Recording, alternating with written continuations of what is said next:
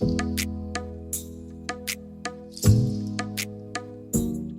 everyone. So today we'll be discussing on the topic interval scheduling, right? Interval scheduling is a greedy algorithm used to select the maximum number of non-overlapping intervals, right? So we'll be selecting the maximum number of non-overlapping intervals from the given set of intervals.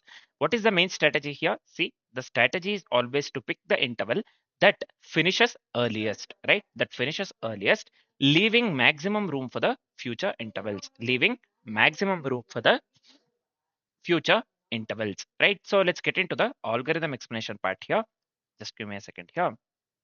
First, as usual, what we'll do, we'll sort all the intervals by the ending time. Usually, we'll be sorting when it comes to the intervals. The first step we'll be going with is sorting, right? So we'll sort all the intervals by finishing time or the ending time, right? So then we'll pick the first interval, nothing but earliest finish as usual, right? So first we'll sort the intervals by the ending time. Then we'll pick the first interval, nothing but based on the earliest finish, right?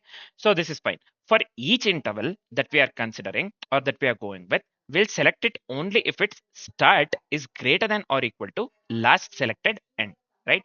So we'll select it only if its start is greater than last selected end.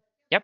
So this is one of the things that we have to remember at any cost. Now, after that, we'll count all the selected intervals, right? The amount of intervals that we have selected, we'll be counting all this one intervals. Yep.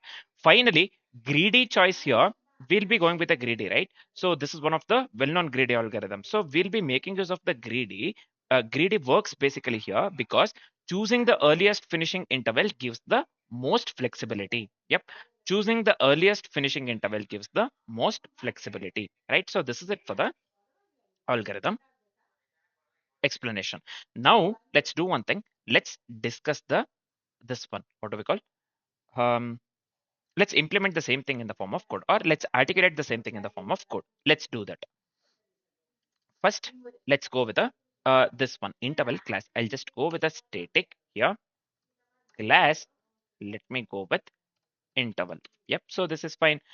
Within the interval class, first thing, I'll just go with two parameters. One is s, two variables actually. One is s and another one is e. Nothing but start and end. You would have already guessed. Next, let me go with here the this one constructor part or the initialization part. So let me go with s here and also let me go with e. So I'll just assign s. Sorry. So this will be this dot s equals s. So this is fine. And also this dot e. This one this dot e equals e, right? So this is also fine. Let me come out of this one entirely now. So I'll just go with, so let me format the code one. So this is fine, man. Next, what shall we do? Let's go with the main method. So within the main method, first thing, we'll be making use of the buffer data and print writer, which is related to the input output. Let me copy paste that. So here, buffer data and print this one. Buffer data and print writer is not required here. So we are just going with the interval. So these are the intervals, right? So this is the simple example that I have considered. That comes with a value 1, 3, 2, 4, 3, 5, as well as 0, 6, right? So accordingly with the algorithm, first what we have to do, we have to sort the intervals based on the, or we have to sort the intervals by end time. Let's do that. So just give me a second here. 1 second. I'll just go with arrays dot sort. So based on the end time, we have to sort, right? So I'll just go with a of x comma y or a comma b. As we have already considered a, let me go with x comma y here. So this one will be end time. So I'll just go with x dot e hyphen y dot e. This is fine. Next, let's do one thing. Let's consider the first interval. So we have to always consider the first interval, right? Let's consider the first interval. For that, we'll be going with a variable count, and we have to store the end time of the first interval. For that, we'll be going with a variable last end. So I'll just go with count and let me initialize this one to 1, and also let me go with last end, and let me assign this one to a of 0 dot e. So this is fine. So now let's move on with the for loop. So I'll just go with the for loop here. For int I equals 1, I less than a dot length, this one, and let me increment I. So this is fine. Yep. So we have to check if the current interval overlaps. Then we have to select the correct interval, and then we have to update the last selected end time. These three things we have to do. So for checking if the current interval overlaps, let me write the simple if condition here. If a of I, so this is fine, dot s, if it is greater than or equal to last end, this one. So within the if condition, let me increment the count. So this is fine. And also, let me go with last end. Let me assign this one to a of I dot e. Right. So this is fine, man. So let me go with one thing. The final thing is we have to print the maximum overlapping intervals. Nothing but it will be stored in the count variable CNT that we have considered here. Right. So I'll just go with system out println. So let me pass count variable. Yep. So this is it for the code, and this is it for the algo. It's very simple, man. It's similar to the activity selection itself. Yep. So this is fine. Why this is showing here this way? One second. We are going with the end. For the end, we have considered E, right? Anyways, this is fine. We are not having any typos, I believe. Yeah. So this is fine. Let's do one thing. Uh,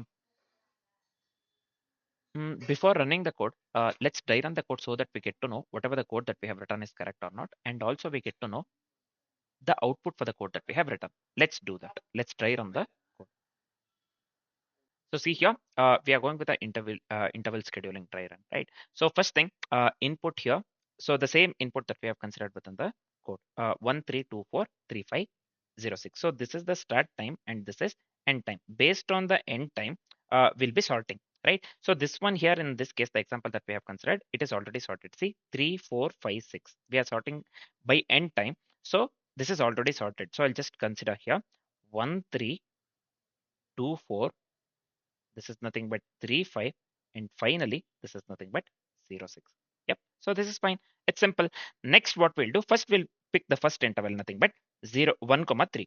So 1 comma 3 will be considering the last end is nothing but here. I'll just write here last end.